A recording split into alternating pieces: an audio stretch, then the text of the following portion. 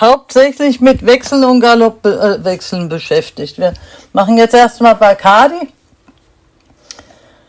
und dann machen wir Galoppwechsel vom Finn, wenn das dann mal irgendwann hochgeladen ist, endlich.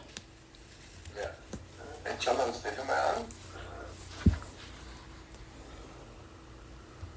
Du sagst mir wieder, worauf du da achtest. Also, ich sag's mal so. Wenn du den Sound anmachst, hörst du mich manchmal Dip sagen, ja? Ja, du hast da beim anderen Video, wollte ich dir auch fragen, du hast immer wieder so und hopp oder so und hopp oder so. Ja, das ist die andere Kamera. Das sind zwei Pivo-Systeme, die haben ihr Eigenleben. Das klopft zu stark. Das ist das Problem beim Reiten. Ja. Und ich denke, wenn ich Dip sage, das ist der Unterschied, das ist der Übergang von der Schubphase in die Tragphase, aber ich bin mir nicht sicher. Weil das ist ganz wichtig, weil wenn ich Dip sage, das ist dann, wenn ich normalerweise den Wechsel reiten würde. Und die Bacardi, die landet halt öfters im Kreuzgalopp. Ich habe überhaupt mit jedem Pferd ein anderes Problem.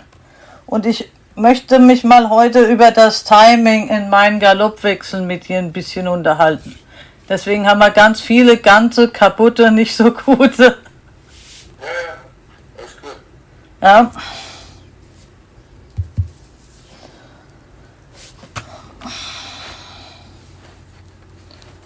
Und das wäre heute mein Anliegen. Ich will aber hier mal nach diesem blöden Video da gucken, warum das da immer noch nicht hochgeladen ist. Kurz. Bleib mal bei dem, das andere, du musst laden, das ist drin. Bitte? Bleib mal bei dem, das andere kannst du nicht helfen beim Laden. Das ist immer das, bei mir genauso mühsam, wenn das so ewig dauert, der Scheiß. Aber erklär mir mal da ein bisschen, was du da machst. Also, das ist also die Bacardi. Ja. Und ich tue sozusagen meine linke Hüfte neu trainieren, ist ja klar, ne? Und versuche halt, die linke Hüfte schnell genug zu kriegen. Ich bin mir nicht sicher, ob zum Beispiel meine Wechsel, die manchmal nicht funktionieren, ob das die linke Hüfte ist, die zu spät ist, oder ob es das Pferd ist oder was anderes ist. Ja. Deswegen versuche ich mal gerade die Terminologie zu übersetzen, wann ich den Wechsel reiten würde, also wann ich denke Wechsel und dann wann du sagst Wechsel. Ja? Ob ich vielleicht im Timing off bin. Dass ich den falschen Moment für den Wechsel nehme. Die nächste Frage ist dann, wenn ich den Wechsel mache und er kaputt geht, liegt es am Oberkörper, an der Organisation der Ellbogen und Hände, weil ich habe das mal eine Zeit lang ja mit meinem Gummiband probiert, dass wirklich die Hände zusammenbleiben und da geht das dann ein bisschen besser. Und wie gesagt, wenn ich sage Dip, das wäre mein Umschaltmoment, wenn ich Wechsel denke. Es kann sein, dass ich es falsch fühle.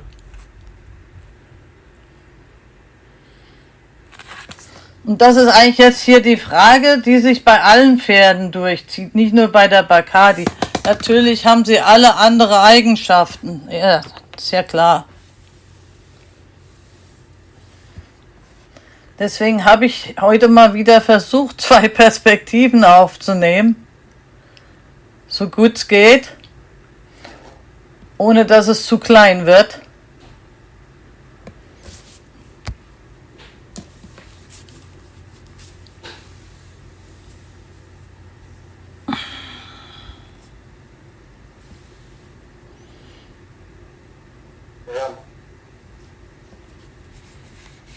Ich will grundsätzlich, würde ich sagen, wenn du jetzt bei mir wärst und du würdest mit der Stunde die Wechsel reiten wollen, ja, Ja. Dann würde ich auf alle Fälle mit dir jetzt einmal zuerst an ganz wurscht Diagonale oder gerade Linie, jetzt gerade vor dir habe ich nämlich eine Reiterin gehabt, mit der haben wir das mit dem Eindruckenwechsel als Vorbereitung zum fliegenden Wechsel. Und was da auf alle Fälle mehr sein muss, ist dieses korrekte Einrahmen der Hinterhand, das gerade halten auf der Linie mit dem bewussten, jetzt biege ich in der Rippe um das neue innere Bein, Dehnung an den Außenzügel, dann den Wechsel rein. Das ist da zum Beispiel nicht wirklich da.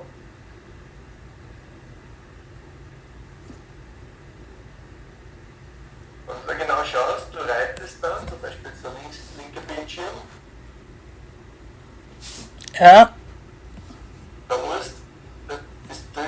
Du reitest dann einen Wechsel, aber ohne wirkliche Vorbereitung, wo man sagt,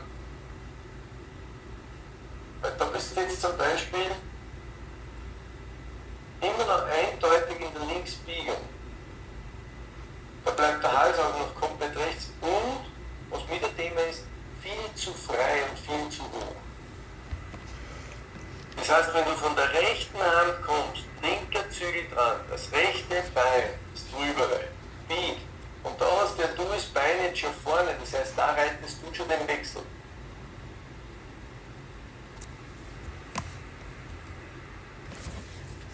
Bein hinten, jetzt geht's Bein vor. Aber schau mal, siehst du, wie das Pferd noch nach rechts geneigt ist? Darüber auf die Seite. Ja. Du bist auch nach rechts und du nimmst aber schon das Bein nach links zum Wechseln. Das geht gar nicht. Zuerst musst du das Pferd ausbalanciert gerade machen. Dann das Pferd mit der Schulter nach links kriegen. Und deswegen ist dann der Wechsel zerfallen und sie springt ja dann über den Trabtritt. Also wichtig, Einrahmen der Hinterhand, dann das Pferd an den Außenzügel reiten. Und in dem Moment, wo du das Pferd wirklich am Außenzügel hast, da jetzt zum Beispiel bist links, da mit links korrekt am Außenzügel, innere Wade vorne, das Pferd ist gerade. Siehst du da am rechten Bildschirm? Mhm. So, wenn wir da jetzt weiter, jetzt zum Beispiel, da ist der Wechsel da.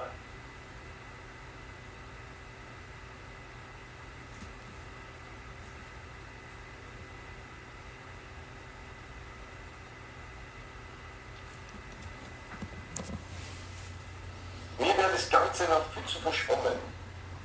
Was sagst du? Viel zu verschwommen wäre mir das Ganze. Heißt, ich möchte es viel detaillierter. Du meinst, der Wechsel ist zu sehr verschwommen. Genau. Die Hilfen und das Ganze gerade machen. Schauen wir mal unseren linken Bildschirm an. Der linke jetzt.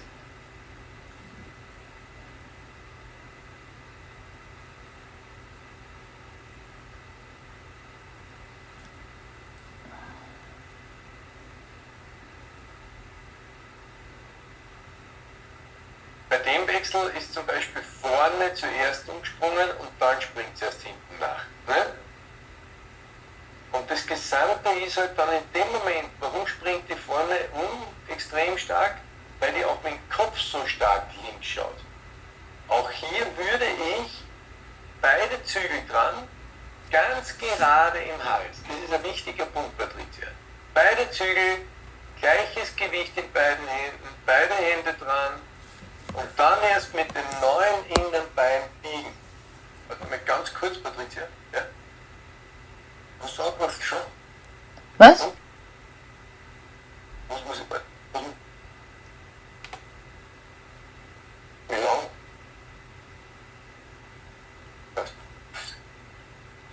Okay.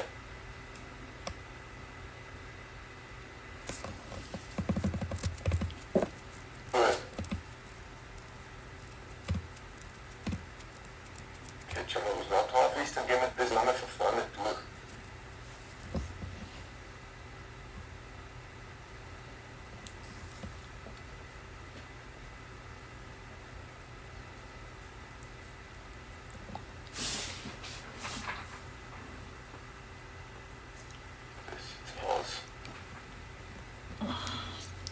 Stopp.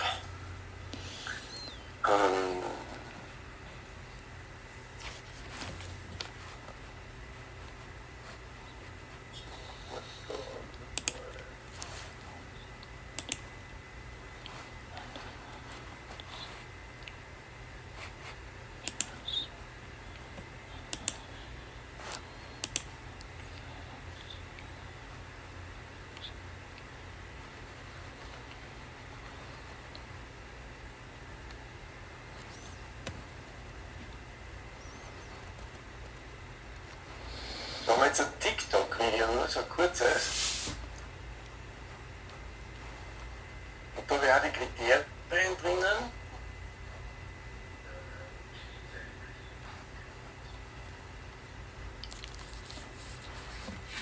Hörst du das im Ton da? Oder Ich- eher nicht? Ob ich was höre? Ich höre nichts, nee. Warte mal jetzt, schau mal, wenn jetzt.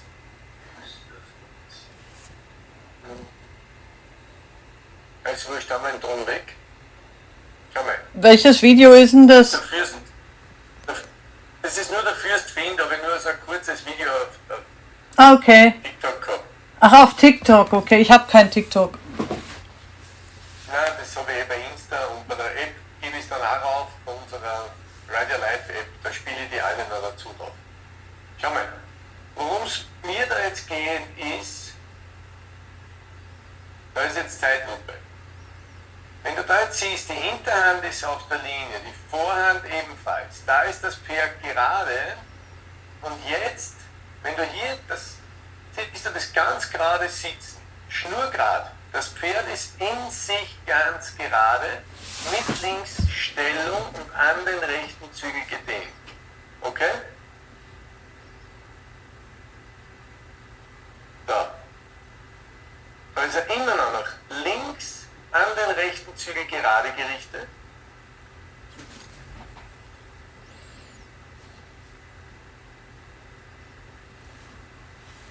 Und das ist der Moment des Wechsels. Das heißt, wenn du das so anschaust, hier siehst eindeutig Linksgalopp, rechtes Bein ist hinten, tief sitzen, rechte Hand am Hals, linke Hand leicht weg. Jetzt nehmen wir die nächste Sequenz. Da ist er im Körper schnurgerade. Da geht er, das rechte Bein geht dann nach vorne. So, jetzt langsam, jetzt geht das Bein vor, mein rechtes Bein. Und in dem Moment, wo mein rechtes Bein nach vorne geht, springt das rechte Hinterbein mit und jetzt springt er den Wechsel nach vorne durch. Okay, stopp, Wolfgang. Hier ist meine Gretchenfrage. Wenn dein rechtes Bein nach vorne geht, ist das dann, wenn du den Schub von hinten fühlst, oder ist das, wenn du mehr so ausgeglichen tief sitzt? Im Prinzip ist immer dann, wenn wir können das ist ja genau dieser Knackpunkt, wo immer Diskussionen entstehen. Die Wade hat ja auf der einen Seite den Sinn, das Hinterbein zu aktivieren. Das ist Nummer eins. Die Wade aktiviert das Hinterbein. Das zweite, die Wade rahmt die Hinterbeine ein und ist verantwortlich, dass die Hinterbeine auf der Linie bleiben. Dann haben wir als nächstes, die Wade biegt in der Rippe. Und wenn ich jetzt mit der Wade in der Rippe biege, muss aber auch, weil jetzt zum Beispiel in dem Fall Linksgalopp, linke Wade am Gurt, rechte Wade hinter dem Gurt und meine linke Hüfte reitet vor. Und durch dieses Links vor bekomme ich am rechten Zügel den Zug. Und wenn ich jetzt dieses Vorbereiten mache, geht mein Bein nach vorne, mache ich in dem Moment, wo er jetzt zum Beispiel, wenn du jetzt schaust, jetzt kippt er vorne runter. In dem Moment, wo das rechte Hinterbein abfußt, gleitet mein rechtes Bein mit nach vorne.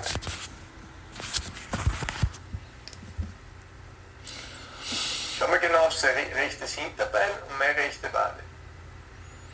Also geht dein Bein nach vorne, wenn du den Schub von hinten fühlst. Das heißt, wenn es dich am Hintern hochhebt. Genau. Gut.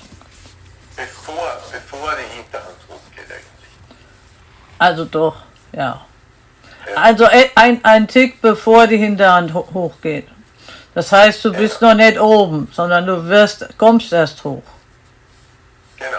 Wenn du jetzt schaust, schau mal, beim normalen Galoppieren, und du schaust jetzt drauf, jetzt kommen wir gleich in die Zeitlupe, jetzt. Meine Wade treibt jetzt. Jetzt. Jetzt. Immer dann, wenn er abfußt. Jetzt fußt er auf, jetzt kommt der Schub mit dem Becken, jetzt. Und jetzt geht das Bein vor. Und jetzt löse ich den Wechsel mit äußerem Bein hinten, inneres Bein vor. Das heißt, bei dem letzten Galoppsprung, da ist das Bein nach hinten, Biegung ist links, Bein hinten, Biegung ist links. Und jetzt geht aber das Bein vor, siehst du das? Das heißt, der letzte Galoppsprung macht ihn schon gerade. Das ist das Wichtige dabei. Noch einmal, Linksgalopp, eindeutig alles links. Die linke Wade ist am Gurt, Pferd ist links gebogen, am rechten Zügel, rechtes Bein hinten. So, noch einmal. Am Gurt, Pferd ist gerade, immer noch im Hals, nach links gebogen. Und jetzt ist er am neuen äußeren Zügel. Das heißt, die Vorbereitung zum Wechsel ist im Endeffekt das Reiten mit dem neuen Innenbein an den neuen äußeren Zügel. Da ist er noch immer linke Wade, rechter Zügel. Linke Wade, rechter. Jetzt kommt aber die rechte Wade nach vorne, macht die gerade, Wechsel aus.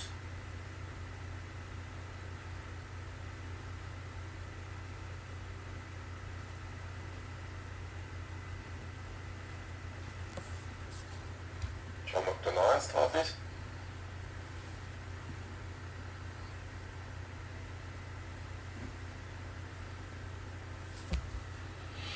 Der Wechsel. Also wichtig ist hier dieses gerade machen und du siehst, der rechte Zügel ist fast locker, der linke ist jetzt der das Gewicht hat. Und darum geht es in dem Video. Am neuen äußeren Zügel die Anlehnung zu haben.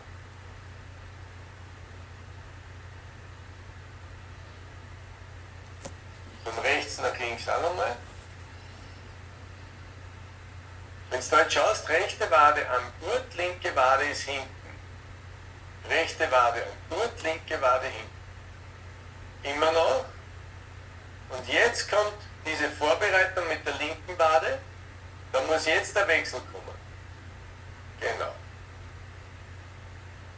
Das heißt, das muss man auch erkennen, wann der Wechsel vorbereitet wird und wann der Wechsel geritten wird. Also da ist eindeutig Rechtsgalopp. Die linke Wade hinten, rechte Wade, rechte Hüfte reiten vor. Immer noch eindeutig Linksgalopp. Immer noch. So, und jetzt ist der Moment, wo mein Bein vorgeht.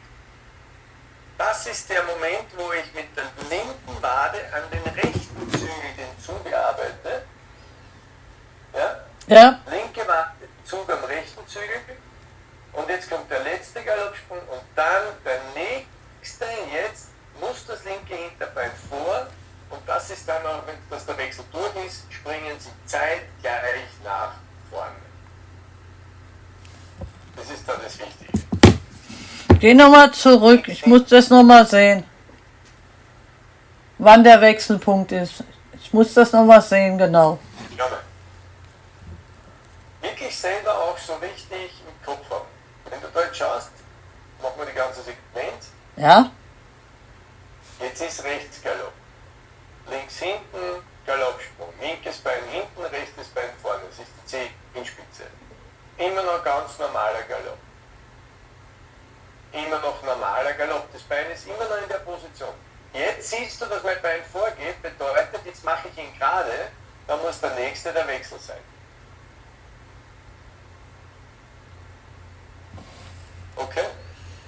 Das heißt, bevor der Wechsel ist, musst du sehen, dass die Rippe hier angenähert wird. Die Rippe muss angenähert werden. Die Dehnung an den neuen äußeren Zügeln muss da sein. Und in kann ich mit der Hüfte nach vorne reiten und den Wechsel rausreiten. Das ist das Wunder.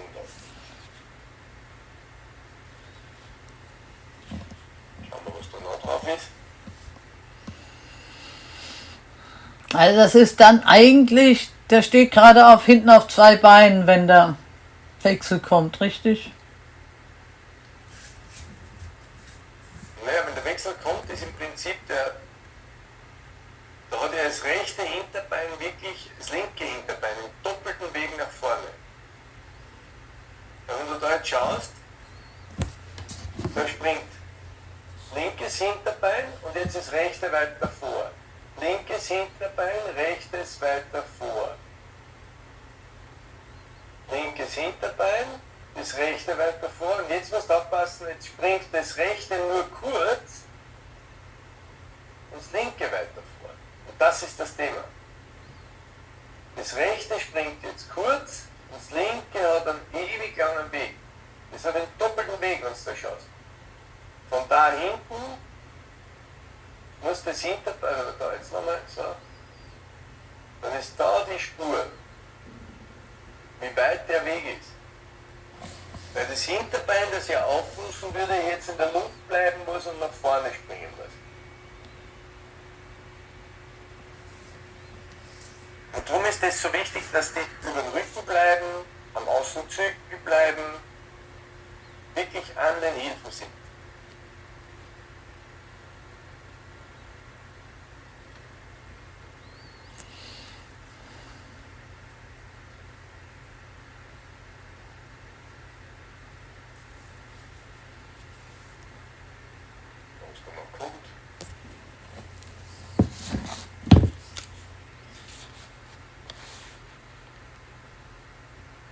Dasselbe.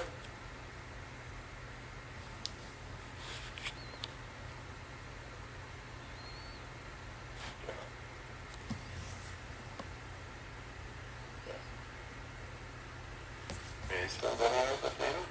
Schauen wir noch auf das Video.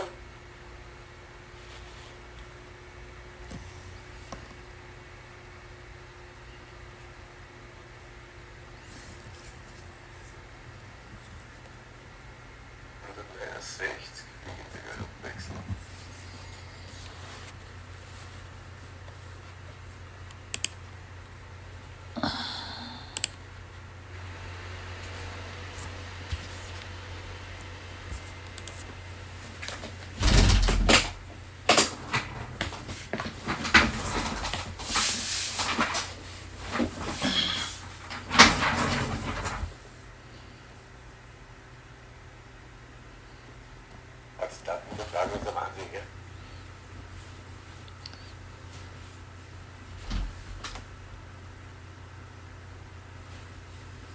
Ich glaube, jetzt merkt man so ein Auto, das F169 mit Schreiben auf dem Computer, habe ich es dann besser zusammengekriegt.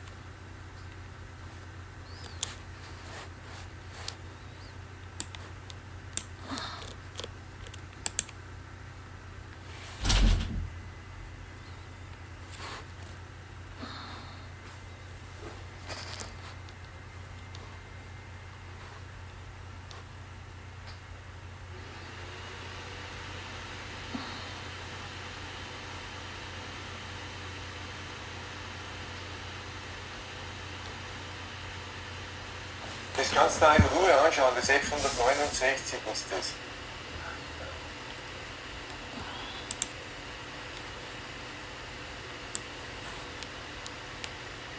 Bei dem Video erkläre ich es nämlich genau, da geht es jetzt ins fliegende Wechsel erlernen. Was war das 169? Das war irgendwann erst kürzlich, ne? Nein, F169 ist schon lange alt. Also ich habe das irgendwo auf dem Radar. Den fliegenden Galoppwechsel erlernt. War das jetzt Erlernen fürs Pferd oder Erlernen für den Reiter? Wie man es im Pferd lernt. Linke Wade hinten, Pferd ist links gebogen. Ja? Der Scheiß ist, dass ich gerade das andere Video rauflade, deswegen hängt das alles so. So. Das kannst du vergessen.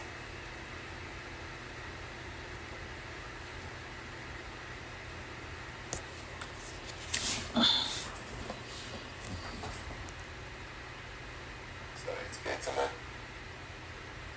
Schau, da auch. Linke Wade, Pferd ist am rechten Zügel. In der Vorbereitung zum Wechsel, und da beschreibe ich das auch, wirklich lang Zeit lassen, wenn er an den neuen äußeren Zügel geht, dann den Wechsel reiten.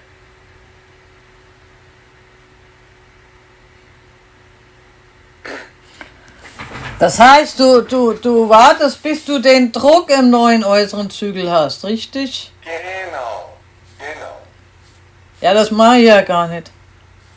Ja eben, deswegen sage ich würde da viel genauer sein im Sinne von Hinterbeine einrahmen. Das linke Bein muss an den rechten Zügel greifen. Dann beginnst du mit dem rechten Schenkel, rechter Hüfte an den linken Zügel zu treiben und dann kannst du das rechte Hinterbein durchspringen lassen. Nur dann ist der Wechsel auch wirklich da. Ja? Weil sonst ist der weg. Und darum ist es auch so wichtig. Die linke Wade hinten, die rechte Wade in dem Fall vorne und mit der linken Hüfte, also ein rechter Wade, rechter Hüfte an den linken Zügel reiten. Wenn jetzt die halbe Diagonale kommt, Vorbereitung ist dann mit dem linken Bein, linke Hüfte an den rechten Zügel und dann ist der Wechsel da. Ja? Ja, also ich muss jetzt mal was fragen, was Technisches. Ja. Vielleicht kriege ich ja das Video noch her vom Finn noch. Aber zum Beispiel, wenn ich den Finn angaloppiere, ja, reicht ein kleines bisschen innere Hüfte vor und schon ist der Galopp da, okay? Korrekt, Ja. ordentlich. Aber im Wechsel funktioniert es nicht. Das nächste ist die Bacardi zum Vergleich, ja. Bei ihr ist das so, wenn ich angaloppiere, ich denke nur Galopp und dann springt die schon in die Luft. Ja. Die dotzt richtig unter den Hintern. Verstehst du, was ich meine? Der andere, der schiebt so ab, so ein bisschen wie ein Flugzeug. Und sie geht so hoch wie ein Gummiball. Und ich überlege mir, da zum Beispiel, ja genau, hier haben wir so ein Thema, da siehst du doch den Gummiball, ne? Und da ist es halt die Frage, liegt es an meinem Gleichgewicht? Weil du siehst, man kann das, du sagst, das ist verwischt, aber man fühlt es auch gar nicht genau so richtig, weil es so ein bisschen... Zum Beispiel, also da weiß ich jetzt nicht, wie es dir mit deiner Hüfte da geht. Aber da bist zum Beispiel, ja, das wäre Außengalopp. Ja? Ja, Nur, wenn du dort schaust, die Verlängerung der Parallelen zwischen den Beinen nach oben sollte einige... weil du siehst, man kann das, du sagst, das ist verwischt, aber man fühlt es auch gar nicht genau so richtig, weil es Ja, so ein bisschen...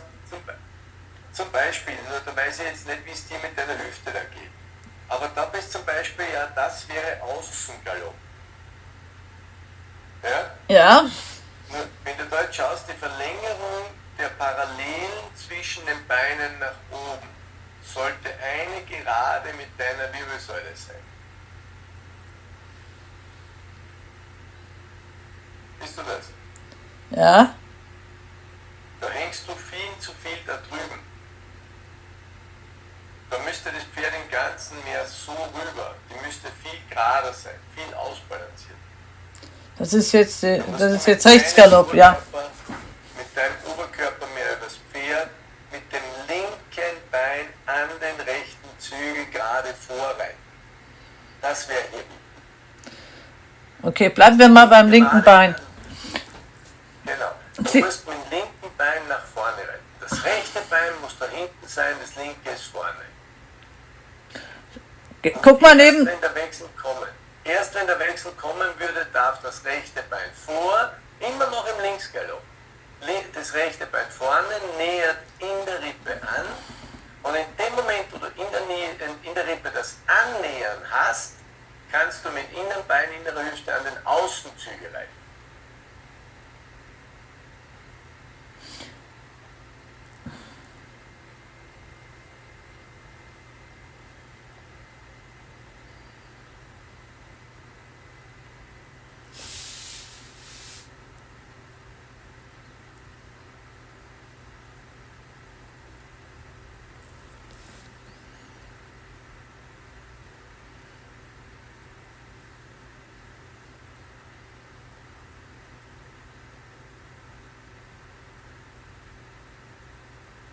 Wenn du jetzt zum Beispiel schaust, ist im Draht, da ist Galopp.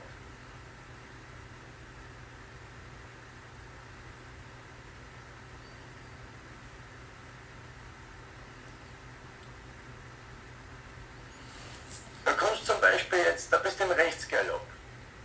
Bedeutet rechte Wade vorne, linke Wade hinten, du sitzt auch sehr schön gerade beide Zügel dran. Hier müsste sie noch einmal mehr durchs Genick auf der einen Seite und andererseits müsstest du jetzt so mit dem linken Bein, was man da ja schön außen sieht, nach vorne annähern an der Rippe, also dass sie da kürzer wird, dann kriegst du auf dem rechten Zügel einen Zug und erst dann dürftest du mit linkes Bein vor, rechtes Bein zurück, Hüfte reitet vor, den Wechsel rausreiten. Und da musst du aber tun, und da lässt es jetzt einfach umspringen. Schau mal, da bist du jetzt im Rechtsbiegeln. Immer noch rechts gebogenes Pferd, sieht man da auch, und komplett frei. Die müsste viel mehr durchs Genick sein.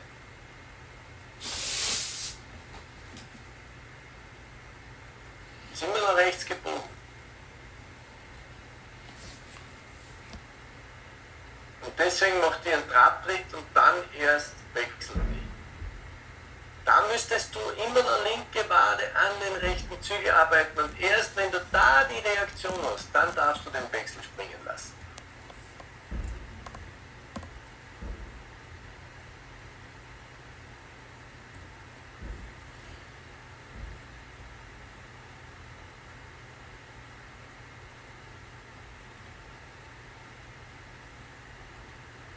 Das Gleiche.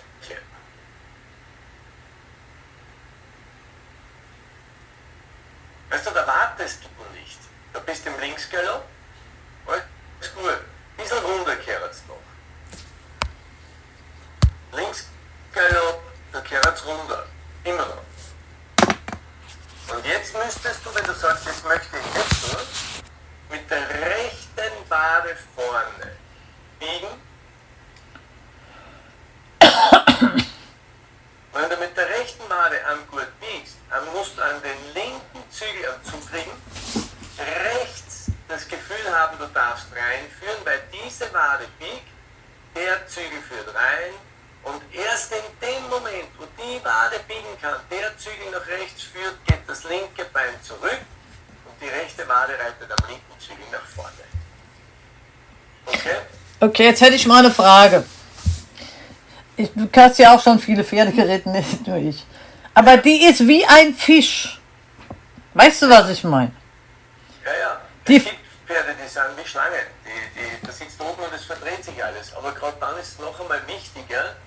Und da gibt es ja diesen Spruch, reite dein Pferd von hinten nach vorne und nicht fest gerade. Ist ja immer, ich sitze ruhig, habe beide Zügel dran, habe beide Beine dran, biege ums neue innere Bein, reite an den neuen äußeren Zügel und lasse das Pferd dann ruhig wechseln. Und wenn die so wie ein Fisch ist, ja, dann komme ich überhaupt nicht. Das geht mit dem Bein gar nicht richtig. Ich lege dann halt einfach, ich lege ja einfach nur die Hüfte um. Also Das dürftest aber nicht. Dann musst du wieder zurückschalten und musst einmal sagen, du reitest Galopp, dann reitest du am Zirkel, Zirkel verkleinern oder Volte, ruhige Schrittparade. Auf der linken Hand reiten, dann im Schritt bleiben, vorbereiten, angaloppieren. Dann wieder, du reitest linke Hand, Zirkel, Volte, Schritt, linke Hand weiter, angaloppieren. Wieder Volte, Schritt, angaloppieren. Volte, Schritt, angaloppieren. Und das machst du linke Hand. Und dann Handwechseln, rechte Hand. Galopp, Volte, Schritt, wieder. Ruhe, Galopp, Volte, Schritt. Und so baust du es auf, bis die stabil innerer Schenkel äußerer Zügel ist. Und in dem Moment, wo es da stabil ist, hast du dann die Möglichkeit, dass du das Pferd, wenn es dann zum Beispiel lange Seite, du galoppierst, dann reitest du einmal einen Zirkel, dann reitest du eine Volte, aber nur die Hälfte der Volte, dann verkürzen und Schritt. Und dann biegst du sie langsam um das neue innere Bein und galoppierst rechts an. Und so lernen die Pferde, dass immer, wenn das rechte Bein am Gurt biegt, ist es Rechtsgalopp, wenn das linke Bein am Gurt biegt, Linksgalopp. Und genau die Hilfe nutzen wir dann aus, und wenn ich dann im Galopp eine Diagonale gehe und ich bin im Linksgalopp und möchte dann wechseln nach rechts, biege ich mit dem neuen Innenbein am Gurt, das rechte Bein, bis das Pferd am neuen äußeren Zügel einen Zug hat, stabil ist, dann lege ich mein äußeres Bein zurück und löse den Wechsel aus. Ja, ich löse ja eigentlich den Wechsel über das innere Bein aus. Ja, du kannst nicht mit dem inneren Bein nach vorne reiten, das ist ja alles gut. Aber du musst das äußere Bein zurückgeben, weil das Pferd sonst gar nicht weiß, dass es wechseln soll. Ja, nein, ich meine, das äußere, das innere Bein bestimmt das Angaloppieren und in dem Fall den Wechsel, und das äußere Bein folgt. Ist klar, dass das dann zurückgeht, weil sonst wird sie ja keinen richtigen Galopp reiten. Das muss sie ja zurück haben. Genau. Aber weißt du, die Bacardi, ich habe sie ausgebildet nach deinem Muster, wie man ein Pferd angaloppiert. Und du hast damals vor ein paar Jahren gesagt, das geht aus dem Mehrrichtung, aus dem Schenkelweichen heraus und dann zum Angaloppieren. Ja. Und genauso habe ich sie ja dann auch damals ausgebildet, so dass sie also auf das innere Bein für den Galopp reagiert. Und der Finn genauso. Nur, Wie meinst du mit den Schenkelweichen? Wie meinst du? also wenn ich versuche anzugaloppieren, ein junges Pferd, ja. Also ein Pferd, was noch nicht richtig, nicht die jetzt, ich meine jetzt sie da vor 4 Jahren oder 5. Dann reite ich das ja so, damit sie nicht groß ins Rennen kommen, da im Trab. Dann reite ich also zum Beispiel, wenn ich rechts angaloppieren will, dann reite ich also ein bisschen Schenkelweichen vom rechten Schenkel weg. Und dann kommt der Druck im anderen Zügel und dann wird der Galopp ausgelöst. So habe ich sie ausgebildet. So haben sie angefangen, den Galopp zu lernen. Alle beide, der Finn und sie. Ja? Und das ist ja im Prinzip, was aber da wichtig ist. Wenn du am Zirkel reitest, ja, und das Pferd kann noch nicht galoppieren, das ist ja auch das, du kriegst jede Kuh zum Galoppieren. Du bist am Zirkel rechte Hand und möchtest dann galoppieren, und das Pferd galoppiert aber immer wieder falsch an. Mit dem Innenbein, und da musst du aufpassen, das ist nicht das Schenkelweichen, das wäre das Zirkel vergrößern in dem Sinn. Weil beim Schenkelweichen wäre ja die Wade hinten. Ja? Wir brauchen aber beim Rechtsgalopp die Wade vorne, und deshalb, wenn du am Zirkel bist, ein Zirkel vergrößern und das Pferd so dem Innenschenkel so ein bisschen nach außen, wie wenn es ein bisschen über die Schulter läuft. Und in dem Moment nimm das äußere Bein zurück und lass das Pferd so leicht über die Schulter angaloppieren. Ja? Also das ist das, weil wenn du wirklich Schenkelweichen reiten würdest, muss ja das innere Bein hinten sein, dann kannst du mit äußeren Bein ja nicht galoppieren, das geht ja nicht. Das innere Bein muss ja am Gurt sein, das äußere ist hinterm Gurt. Ja? Und darum ist es so wichtig, dass die Pferde mit dem inneren Bein nach vorne gehen. Und das ist das Um und Auf. Immer innere Wade biegt, innere Wade macht einen längeren Druck, ist eine lange Bewegung, mehr Raumgriff, und in dem Moment, wo du da innen nach vorne reitest, äußeres Bein zurück, galoppieren sie. Und genau das nimmst du dann auch her für den fliegenden Wechsel, nämlich, wenn du von der rechten Hand kommst, gehst auf die linke Hand, rechte Hand kommend, rechte Wade ist innen, linke außen, Jetzt linke Wade vor, das Pferd lernt jetzt wieder weiter, schon aus dem normalen Reiten, jetzt muss er links biegen, innere linke Wade reitet vor an den Außenzügel und jetzt geht das äußere Bein zurück und du reitest den inneren Bein nach vorne raus. Dann hast du den Wechsel da. Weil das innere Hinterbein ja auch den weiteren Weg hat. Da musst du ja links hinten ein bisschen mehr dran reiten. Ist das verständlich? Ja. Der lange Druck mit der Wade. Vom Prinzip her ist das vollkommen richtig, nur ist kein Schenkel weich in dem Sinn, weil das Bein sonst in der falschen Position wäre. Es ist ein über die Schulter rausreiten, den Innenbeinzirkel vergrößern, zum Beispiel. Aber das Vorreiten mit der Innenwade ist da.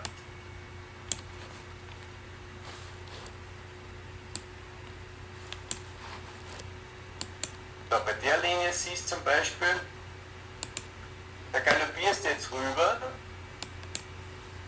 und darum ist auch das äußere Bein so wichtig.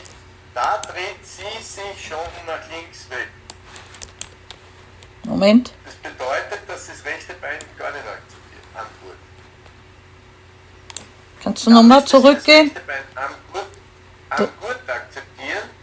Und wenn du das rechte Bein am Gurt akzeptiert, dann kannst du mit dem linken Bein den Wechsel auslösen. Und die ist aber immer noch links gebogen. Dann geht der Wechsel.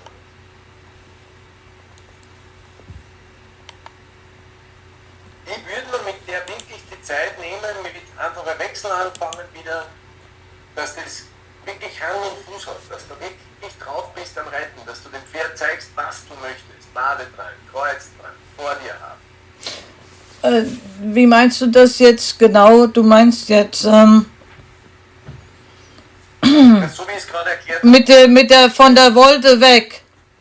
Zum Zirkel, Wolte, Schritt. Dann wieder angaloppieren auf derselben Hand bleiben, angaloppieren aus dem Schritt, wieder Wolte, Schritt, wieder angaloppieren.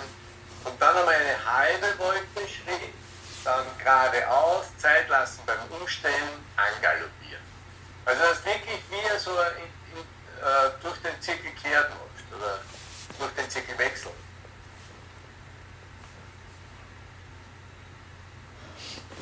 Ja, das ist eigentlich, ja, ich verstehe, was du meinst. Es ist eigentlich, ja, es ist eigentlich ein Zirkel verkleinern, vergrößern, stimmt. Es geht aus der Wolte raus, wird zum Zirkel vergrößern, also von der Wolte zum Zirkel und dann kommt das Angaloppieren. Dadurch wird sie hohl auf der Seite, wo du sie brauchst und natürlich in so einem Fall wie der Bacardi ist das dann so, und jetzt müssen wir wieder kompliziert denken, wenn sie halt ein hohles Pferd nach rechts ist, dann ist es dann auf der anderen Seite eben nicht so, sondern nur auf der einen Seite muss man das dann so machen, auf der anderen Seite macht man es dann anders. Aber da klappen ja auch die Wechsel. Da brauchst du dann gar nicht so stark biegen auf der anderen Seite, aber da siehst du zum Beispiel jetzt, da kommst du links Galopp, Ja, da müsstest du viel mehr mit dem rechten Bein an den linken Zügel reiten, da hängst viel zu weit drüben. Also viel mehr Balance ins Pferd bringen. Ja? Viel mehr ausbalance. kannst du nochmal zurückgehen? Ich muss mal was gucken. So, jetzt nehmen wir mal, ach so, rechts sieht man nichts, stopp. Okay. Auf dem rechten Bild, wo sitzt meine Hüfte? Da bist du immer noch rechts. Da sitzt du, und das sieht man auch im linken Bild, dass du rechts sitzt vom Pferd. Tatsächlich solltest du aber links sitzen, weil es im Linksgalopp ist. Und da siehst du, die Beine lehnen sich beide, die neigen beide nach rechts rüber. Siehst du das?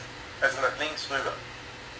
Vom Pferd her gesehen nach rechts. Okay, vom Pferd her gesehen sind die Beine nach links rüber. Aber wenn du meinen Schenkel betrachtest, das ist der rechte Schenkel, der ist zurück. Ja, aber vom Pferd her gesehen, ja, du bist ja im Linksgalopp. Lehnt sie das Pferd mit der Schulter nach außen. Ja, Ja? ja, Und dein rechtes Bein ist ja da hinten, dein linkes Bein vorne. Das bedeutet, du bist da eindeutig im Linksgalopp. Da müsste du das Pferd im Gesamten nach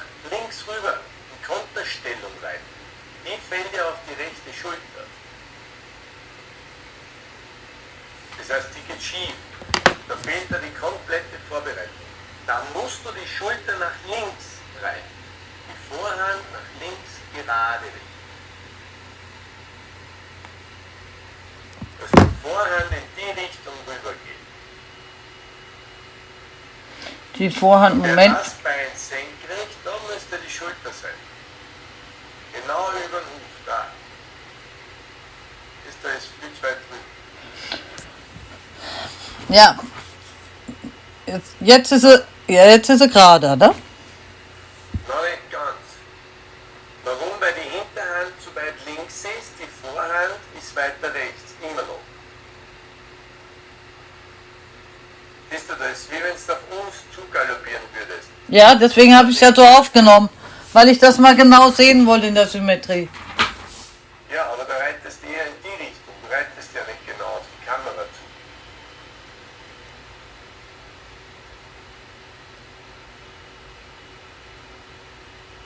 Da fällt es wieder rüber. Siehst du das?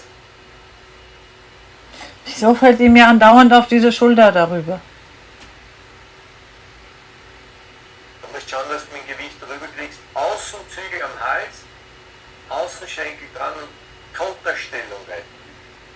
Das heißt, die Schulter nach links gerade gerichtet, das linke Vorderbein vor dem linken Hinterbein im Linksgalopp. Und das ist jetzt natürlich dann nochmal der Fehler, weil dann fällst du da beim Wechseln nochmal mehr um. Und du bist aber jetzt schon rechts drüben. Ja, das linke Bein ist zurück, eindeutig.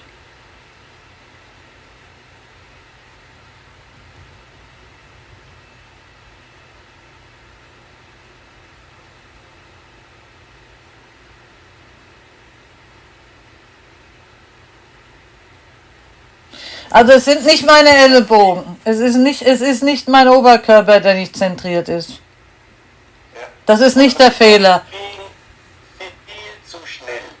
Was ist zu schnell? Du reitest da halbe Wolte, Ja? da ist das Pferd immer noch rechts gebogen. Siehst du das? Ja? Kopf schaut daher. Ja? Jetzt musst du aufpassen. Jetzt kommst du auf die Mittellinie. Ja? Ein Galoppsprung, Ja? 2. Ja? Und da willst du schon wechseln und da geht aber die rechte Hand vom Hals weg. Da müsste die rechte zum Hals, die linke müsste weg. Das linke Bein Okay. Wenn dadurch, dass da aber die Hand rauszieht, geht das schon gar nicht mehr. Da müsste die Schulter schon nach links gerichtet werden. Da ist deine rechte Schulter nach hinten, die rechte Hand zieht ein bisschen raus, die innere linke Schulter ist vorne. Umgekehrt so ist es. Die Schulter zurück, die äußere Hand zum Widerrist, innere leicht weg.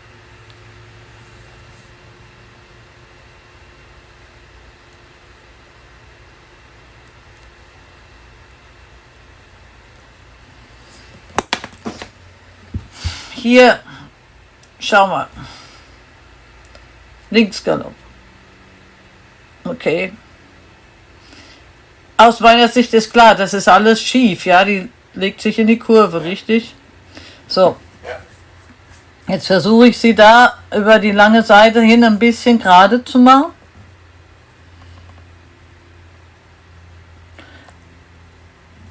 Aber das, Da ich, zum Beispiel, da kommst du jetzt im Linksgalopp und jetzt müsstest du beide Zügel dran haben. Das ist das Wichtige. Beide Zügel, gleiches Gewicht in beiden Händen.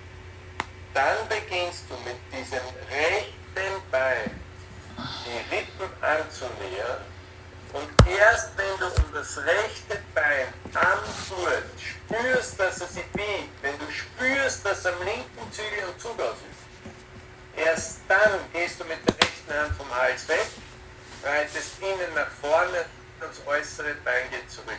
Dann würde das Pferd fertig werden. Das Problem ist, du bist dann noch immer im Linksgalopp und jetzt setzt du dich einfach um. Das Pferd ist aber nicht vorbereitet. das Pferd ist aber nicht was, mein Lautsprecher ist manchmal Vorbereitet. auch vorbereitet. Ja, Vorbereitet. Du reitest, im Prinzip hast es da ja richtig, aber du reitest das Pferd, ohne dass du ihr vorher vorher gezeigt hast, was du jetzt willst. Du musst deinem Pferd vorher schon zeigen, dass da ein Biegen ums Bein kommt. Weil das geht natürlich nicht. Und da hast du einen Fehler. Siehst du, da sitzt du jetzt schon rechte Hand rüber, linke am Hals, rechtes Bein vorn, aber die ist immer noch im Linksgalopp. Du darfst erst so sitzen, wenn das Pferd schon den Wechsel gesprungen hat. Bis dahin bist du in dem Sitz, der für das Pferd passend ist. Das ist hier wichtig. Siehst du? Da ist hinten immer noch im Linksgalopp, vorne ist rumgezogen und deswegen wechselt die vorne und dann irgendwann. Da ist das Pferd nicht gerade. Die ist nicht am Außenzügel. Erkennst du das jetzt? Ja, ich versuche nur, mich gerade reinzudenken in den Moment. Ob es an meinem Gleichgewicht liegt, ob es daran liegt, dass ich einfach mit der linken Hüfte zu langsam vorkomme. Mach's nicht so kompliziert. Lass das. Du konzentrier dich auf das, was du üben kannst. Du kannst beide Zügel am Maul haben. Ja? Ja, Okay? Das stell dir jetzt einmal vor. Beide Zügel am Maul. ja, Du kannst gerade sitzen. Machst du ja da. Also gerade sitzen. Beide Zügel am Maul. Wenn du rechts galoppieren möchtest, rechtes Bein angurt, längerer Druck, am Zügel abfangen, linkes Bein zurück, Galopp. Okay? Und jetzt gehst du auf eine Diagonale. Wenn du auf die Diagonale gehst und du möchtest den Wechsel, beginnst du mit dem linken Bein am Gurt die Rippen anzunähern. Und in dem Moment, wo du mit dem linken Bein die Rippen annäherst, dann erst den Zug am rechten Zügel spürst, nimmst du das äußere Bein zurück und mit dem Innenbein reitest vor. Also nochmal 2 gleich lange Zügel, aufrecht sitzen, du kommst von der rechten Hand, rechte Wade am Gurt, die Rippe ist angenähert, das Pferd ist rechts gebogen, linkes Bein ist hinten, dann kommst du auf eine Diagonale, wo du Platz genug hast, linke Wade aktiviert, so dass das Pferd sich ums linke Bein biegt. Das darf richtig mühsam sein. Du spürst, dass er sich biegt, weil du am rechten Zügel den Zug hast. Ja? Und in dem Moment, wo du da spürst, sie biegt sich, du hast da den Zug, jetzt darfst du das rechte Bein zurück, links rausreiten oder mal Gerte geben, rechts Holz gegen und links machst du nur ein bisschen auf mit der Hand. Das Pferd muss dabei gerade bleiben. Und wenn du da jetzt schaust, wie du das da machst, du kommst im Rechtsgalopp, die ist noch immer rechts gebogen.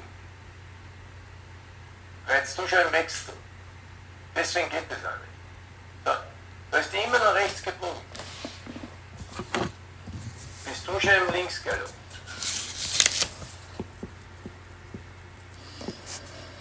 das heißt, ich bin mit meiner Körperhaltung zu früh. Ja, du lässt ihr zu wenig Zeit, sich einzustellen, umzustellen.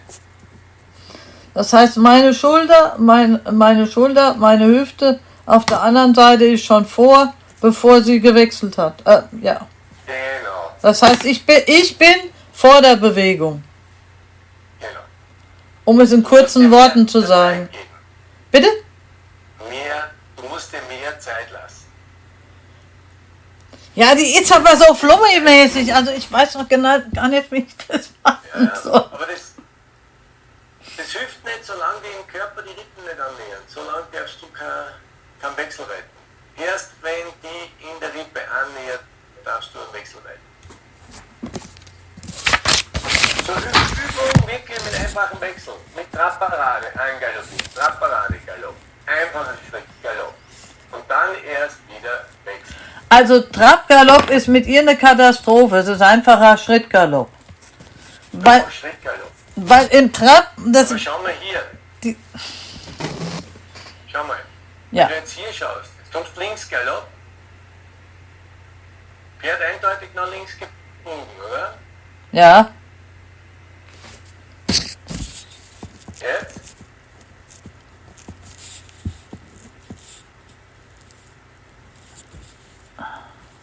Und das ist jetzt auch ein wichtiger Faktor. Da bist du nach links und jetzt drehst dein Oberkörper, sie nimmt ihre Vorhand mit, wechselt vorne und dann hinten nach. Ja. Und das gab einen richtig schönen Rums, gibt das dann auf der linken Seite. Das spüre ich dann. Ja, das ist, wenn es nachspringt. Ja. Weil durch dieses, da, das heißt, dein Oberkörper rund, vorne ist rund, sie ist rechts gelandet, aber hinten ist noch nicht. Und deshalb ist es so wichtig, vorne hältst du sie nur gerade, mit Außenzügel dran, mit Innenzügel zur Seite, bis du mit dem neuen Innenbein die Rippe angenähert hast. Erst dann darfst du den Wechsel reiten. Da geht das rechte Bein vor, das linke zurück. Das ist der Moment. Rechtes vor, linkes zurück. Das ist vor, bevor sie da hinten rausschlägt, ja?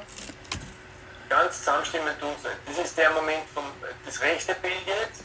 Ja. Das rechte ist ein bisschen hinten nach. Ja? Mhm. So, und jetzt bist du da in dem Moment, wo es liegt ist, weil es rechts vorspringt und hinten nach.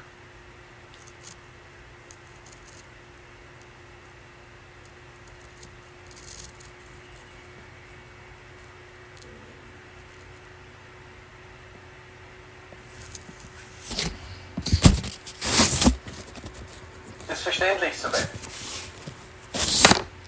Aber wie gesagt, schau dir das F169 an. Da ist das drinnen.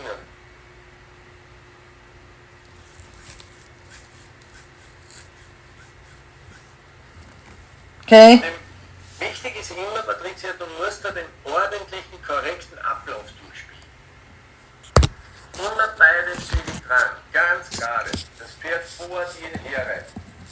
Wenn du das Pferd vor dir hast, hast du die Möglichkeit, gerade sitzen, Rechtsgalopp, dann linke Wade, linke Hüfte, arbeiten in der Rippe, dass sie das Pferd gerade macht, und in dem Moment, wo sie sich ums linke Bein gerade macht, spüre ich am rechten Zügel den Zug und jetzt reite den Wechsel raus. Bin im Linksgalopp, reibt meine linke Wade, linke Hüfte so, dass ich am rechten Zügel entlang reite, ich sitze tief im Pferd, beide Beine dran. Aktiviere, Kreuz reitet vor, Zug am Außenzügel. Und jetzt kommen wir zu dem Punkt, wo ich sage, jetzt möchte ich den Wechsel vorbereiten. Rechte Wade gleitet vor, bis sie das Pferd unter mir vom rechten Bein biegen lässt. Ich spüre das auch, weil der Rücken gleich wird. Und jetzt kriege ich den Zug am linken Zügel und jetzt reitet die rechte Wade, rechte Hüfte vor, linkes Bein nach hinten, Wechsel nach rechts raus. Das heißt, du tust in den Wechseln, im Anlauf zum Wechsel, das neue innere Bein erstmal, die neue innere Seite erstmal die Rippe biegen. Das habe ich verstanden. Genau. So, das heißt, die Rippe biegen wird aber oft der Fehler gemacht, und ich bin da keine Ausnahme, das muss ich mir nochmal angucken. Man versucht die Rippe zu biegen, indem man das rechte Bein, also da zurücklegt, aber das ist verkehrt, weil Ja. dann biege ich nur die Hinterhand weg. Ja. Das heißt, die Rippe biegen kann ich nur, wenn mein Bein wirklich am Gurt ist, das innere Bein. Oder ein Stückel dahinter. So dass man es halt an der Wade spürt und keine Luft mehr ist. So sage ich es halt immer zu meinen Schülern, ja. So, und in dem Moment kommt aber auch die linke Schulter schon ein bisschen vor. Die neue äußere Schulter Richtung inneres Ohr vom Pferd.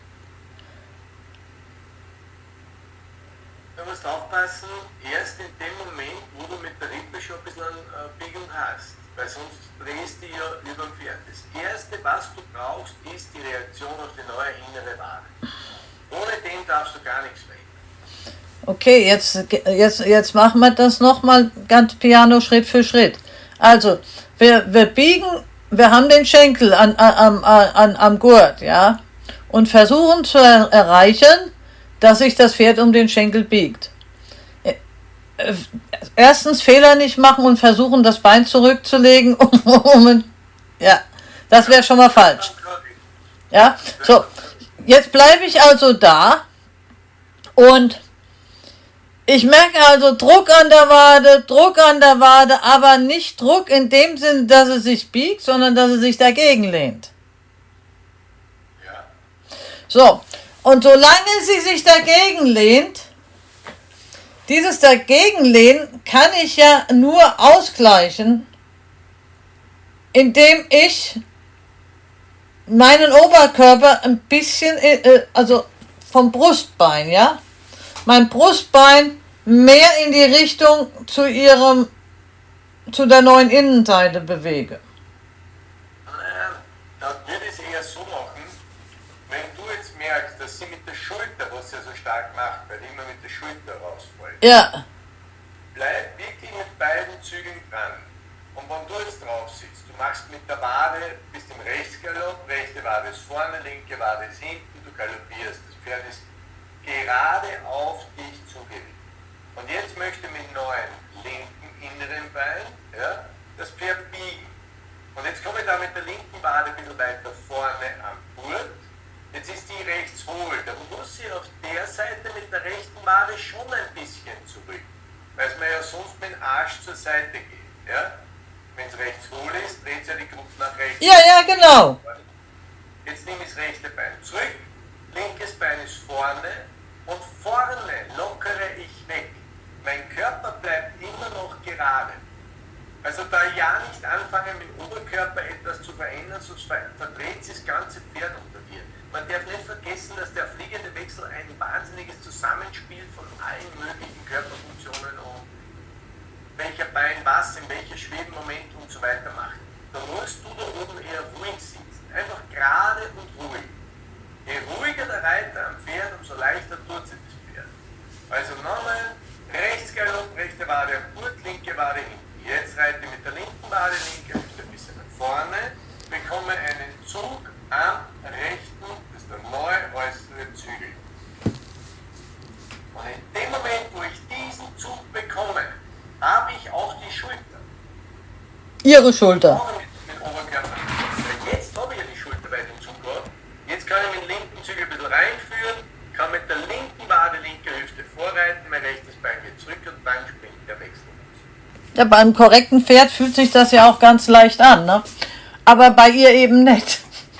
Und genau bei den Pferden, die eben sind wie Schlangen oder Fische oder ein bisschen stinkiger auf dem Schenkel, was auch immer wieder zurück in die Basis und wieder so weit kommen, dass du sagst, so, stopp, jetzt komme ich mit. Ruhig von hinten nach vorne reiten, sitz tief, Rahme ein und reite an die Hand vor. Naja, das ist so ein Pferd wie die Bacardi, ganz ehrlich, die trägt nicht richtig. Ja, da musst du Übergänge reiten. Aber da kommst du nicht aus. Du darfst das in die Wechsel nicht üben, was die Aufgabe von Haltparade, Rückwärtsrichten, Antraben. Ja, da ist sie ja noch gut. In diesen Sachen ist sie ja noch gut. Nur in dem Moment, wo ich im Galopp einen Wechsel abfrage, da ist es eben nicht mehr gut. Und da kommt der Gummiball, ja. Und da musst du aber dann zurück in das, du kannst der Wolte, Zirkel verkleinern, vergrößern und auch wirklich ganz korrekten Außengalopp rein. Du wirst nicht drum rumkommen. Korrekter Außengalopp heißt, wenn ich jetzt im Rechtsgalopp bin, eingerahmte Hinterhand, Schulter nach rechts. Und wenn ich jetzt nach links am Wechsel reiten möchte, ist die linke Wade, die biegt, dann reite ich Wechsel, Schulter nach links. Und das muss aber immer funktionieren. Weil im Endeffekt ist der fliegende Wechsel nichts anderes als, ich reite im Linksgalopp ein paar Lektionen, jetzt mache ich einen Wechsel, damit ich alles im Rechtsgalopp zeigen kann. Das wäre ja der Sinn des fliegenden Wechsels. Und wenn du da jetzt drauf sitzt und sagst, ja, und jetzt kann ich im Linksgalopp gerade gerichtet galoppieren. Jetzt komme ich brav, galoppiere an, jetzt kann ich im Rechtsgalopp galoppieren. Und vor allem, wenn du sagst, naja, das Problem Trabgalopp ist bei ihr schon ein bisschen ein Thema, genau dann musst du Trabgalopp üben, bis das kein Thema mehr ist. Weil das ja genau das gleiche auch beim Wechsel ist, Patricia. Weil wenn der Trabgalopp ein bisschen heiß läuft, ein bisschen wegläuft, dann ist das genau das gleiche, was da beim Galoppwechsel machen wird. Und jetzt auch wegläuft. Sie muss lernen, hinter dir zu bleiben, da zu bleiben. Und es gibt immer wieder Pferde, die da richtig zäh sind, mühsam sind, weil sie eben weglaufen, weil sie das Bein nicht haben. Naja, deswegen reite ich ja solche Pferde. Das fertiges Pferd kann ja jeder reiten. Wichtig, du musst, und das ist ganz, ganz wichtig, da bringst du immer wieder den Step zurück, damit du da wieder in der Basis hast. Das Hausaufgabe zum nächsten Mal für die Bacardi. Ja. Wir reiten Volten, Ja. zum Zirkel vergrößern, angaloppieren. Erstens. Ja, ich schreibe mal auf.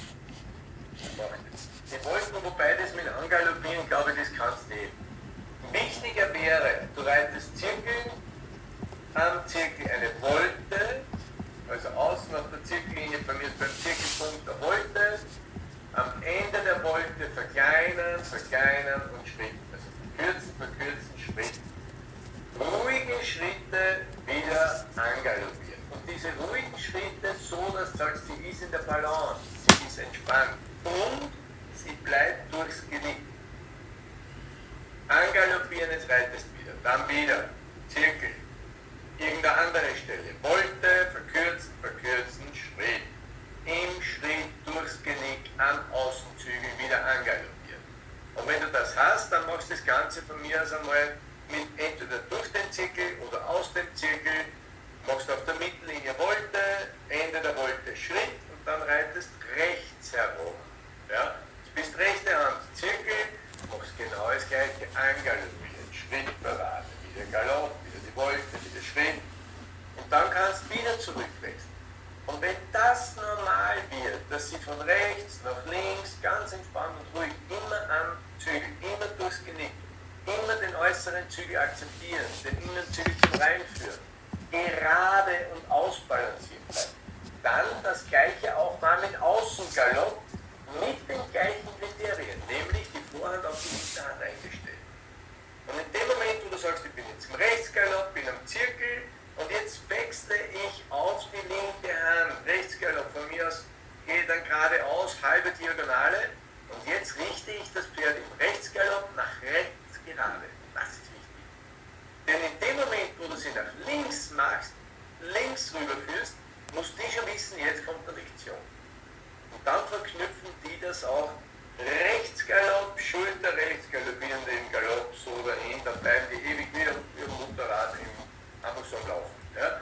Und jetzt kommt aber dieses ums linke Bein biegen, die Schulter wird gerade gemacht, dann weißt du schon, eigentlich sollte links galoppieren und dann auslösen.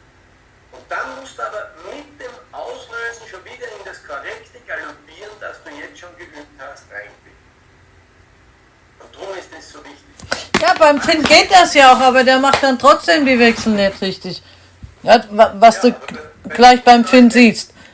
Ja. Du musst genauso mit der Biegung ums innere Bein arbeiten. Du kannst nicht aus. Beim Finn? Ja. Schau dir das wirklich das Video an. Nee, ich habe das notiert. 169 ist meine Hausaufgabe bis zum nächsten Mal mit beiden Pferden. Aber zum Beispiel beim Finn, und das ist genau diese Sache. Der Finn, der ist so langsam, da muss ich nochmal hinten richtig hintreten, dass er dann auch immer durchspringt. Der biegt sich zwar und er hebt auch die Schulter schön. Im Gegensatz zu Bacardi, ja, die ja wie ein Ball ist. Aber ich krieg den Wechsel trotzdem nicht gebacken, weil er läuft mir hinten durch. Ja, da musst du so reiten, dass beim Finn jetzt zum Beispiel, dass du den Hinterbein schneller kriegst. Ah ja, deswegen wollte ich ja, dass du den dir nochmal anguckst. Ja. Das ist auch inzwischen Zeit hochgeladen, ne? Kannst du sehen, wenn du auf meinen Kanal gehst. Oder soll ich dir den Link schnell per WhatsApp schicken? Das geht jetzt leider nicht mehr aus, weil ich muss um morgen schon wieder den nächsten. Das Grundthema ist, mach ihn schnell. Einfach schnell machen. Und ansonsten die gleiche Arbeit, die wir jetzt auch gemacht haben. Genau gleich. Außengalopp, Handgalopp, Schritt, wieder angaloppieren, zulegen, aufnehmen, Schritt. Vor allem einen, der ein bisschen träger ist, zulegen und aufnehmen. Zulegen, aufnehmen. Das ist dann das Wichtige. Der muss im Hinterbein schneller werden. Die Bacardi ist eine, die zuckt. Ja? Aber wenn einer so ein bisschen träger ist, so ein bisschen stumpfer, den muss man einfach schneller machen mit der Wade. Und auch umgekehrte. Und wenn du da im Linksgalopp bist, oder von mir aus im Schritt, und du galoppierst jetzt im Linksgalopp, touchieren links mal, halt den vorne ein bisschen auf, touchier, dass der hinten wegspringt. Und wenn er da hinten peppiger wegspringt, Schrittparade, dann mit dem rechten Bein, rechts aktivieren, rechts, angaloppieren, dann wieder Schritt, dann wieder ins linke Bein biegen, angaloppieren. Dass er einfach viel schneller reagiert. Ja, aber Wolfgang, ich möchte den trotzdem gern mit dir nochmal ganz detailliert anders anschauen, weil Ja. das ganz wichtig ist für mich, der Unterschied im Gefühl. Ja? Nein, ich verstehe es voll. Ich muss nur, dass ich kann jetzt nicht nur so halten, dass ich, das habe ich den nächsten, ich muss mit dem Hund nach Hause. Du musst trotzdem was üben. Und üb jetzt wirklich das Korrekte, was wir jetzt durchmachen. Also, Im Film schauen wir uns dann beim nächsten Mal an. ja. Du wirst vielleicht auch schon die eine oder andere Veränderung dann haben, aber sei streng mit dem Durchs Genick, aktivier mit der Innenwade an den Außenzügen. So Wolfgang, ich weiß, du bist jetzt unter Zeitdruck, deswegen muss ich das jetzt mal abklären hier kurz. Kurzfristig, was ist das Allernächste, was du frei hast? Weil ich will nicht so lange warten mit dem Film, sonst habe ich das alles wieder vergessen. Weißt du, ich habe so viele Pferde zu reiten, meinst du, dann könnte ich mich noch erinnern?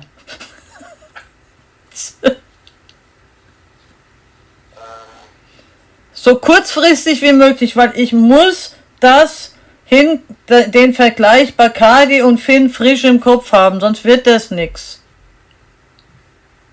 Ich kann die nächste Woche wieder um 3 reinschieben, von 3 bis 4 habe ich da. Da habe ich um 16, um 17 und 14 Uhr habe ich schon Termine. So, nochmal, wie war das? 15 Uhr hätte ich mir eigentlich freigehalten, aber dann gebe ich dir den Termin. 15 Uhr. 15, also nächste Woche 9 Uhr morgens meiner Zeit, 15 Uhr deiner Zeit. Genau, das ist der 13. Okay, 13. Mai, dann machen wir dann den Finn. Und dann können wir vielleicht nochmal einen kurzen Flashback zur Bacardi machen, ja? Wir machen am nächsten, ich schreibe das rein, 13. Mai, 9 Uhr für mich. Und dann tun wir das Gespräch fortsetzen. Genau. Und du übst bis dahin schon das Gerade halten und das ganz korrekte Reiten. Okay? Ja, bis dahin mache ich nur mit der Bacardi genau das. Ja? Hausaufgabe, Bacardi wollte Rechtsgalopp. Sehr gut. So machen wir das. Also, für die. Hey, Ciao. ciao, ich wünsche dir was. Schönes Üben, gell? Ja, danke. Tschüss.